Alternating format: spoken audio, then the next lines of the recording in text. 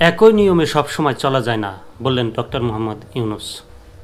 Doctor Mohammad Yunus আজকের থেকে আরও 7-8 বছর আগে তার একটা সেমিনার করার সৌভাগ্য আমার হয়েছিল এবং তার সাথে একবেলা লাঞ্চ করার সৌভাগ্য আমার হয়েছিল। তার সাথে একটা ছবি তোলার বা সেলফি তোলার সৌভাগ্য হয়েছিল।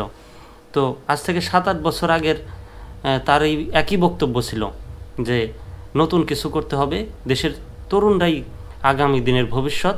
তিনি যে নতুন করে অনেকেই বলতে পারেন যে দেশ তরুণরা গণ অভ্যুত্থানে এগিয়ে এসেছে, তরুণরা এখন তরুণদের তেল দেওয়ার জন্য তিনি এই ধরনের কথা বলছেন, কিন্তু না, তিনি আমাদেরকে সেই একটা ক্লাসে বা একটা সেমিনার যখন করেছিলেন, আমাদের স্যার যেহেতু শিক্ষক ছিলেন, তিনি আমরা সামনে বসেছিলাম, তো সেই সময়ের কথা আমার স্পষ্ট মনে আছে। তিনি তখনও বলছিলেন যে তরুণরাই দেশের ভবিষ্যৎ, তরুণরাই আগামী প্রজন্ম, তরুণরাই দেশ বদলাতে পারে।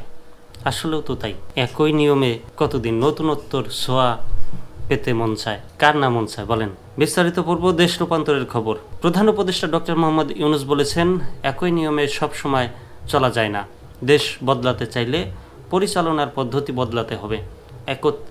এক্ষেত্রে তরুণরা বড় ভূমিকা রাখতে পারে। বৃহস্পতিবার 3 এপ্রিল ব্যাংককে বিমস্টেক ইয়ং জেন ফোরামে প্রধান বক্তা হিসেবে প্রবন্ধ উপস্থাপনকালে তিনি একথা বলেন। প্রধান উপদেষ্টা বলেন, শুধু মুনাফার জন্য ব্যবসা করলে হবে না, সমাজকে বদলানোর জন্য আমাদের কাজ করতে হবে, সম্পদের ভারসাম্য আনতে হবে, একই সাথে পরিবেশের কথাও ভাবতে হবে। বাংলাদেশ অনেক বড় জায়গা, সেই তুলনায় নিজের পরিধি ছোট পরিসরেই কাজ করার ইচ্ছা রয়েছে। তিনি আরও বলেন, ব্যবসায় মুনাফা পর্যন্ত ঠিক আছে, কিন্তু উদ্যোক্তার মনে লোভ চলে আসলে সেই ব্যবসা ধ্বংস হতে বাধ্য। তরুণরাই আগামী দিনের ভবিষ্যৎ, তাদের মাঝেই অনুপ্রেরণা পেয়ে থাকি। বক্তব্যের পর তরুণদের বিভিন্ন প্রশ্নের উত্তর দেন ডক্টর মোহাম্মদ ইউনূস। এর আগে বিমস্টেকের সম্মেলনে যোগ দিতে থাইল্যান্ডের স্থানীয় সময় বৃহস্পতিবার 3 এপ্রিল দুপুর 12টায় ব্যাংকক বিমানবন্দরে পৌঁছান ডক্টর ইউনূস। বিমানবন্দরে তাকে স্বাগত জানান থাইল্যান্ডের মন্ত্রী জিরাপন সিন্ধুপ্রাই।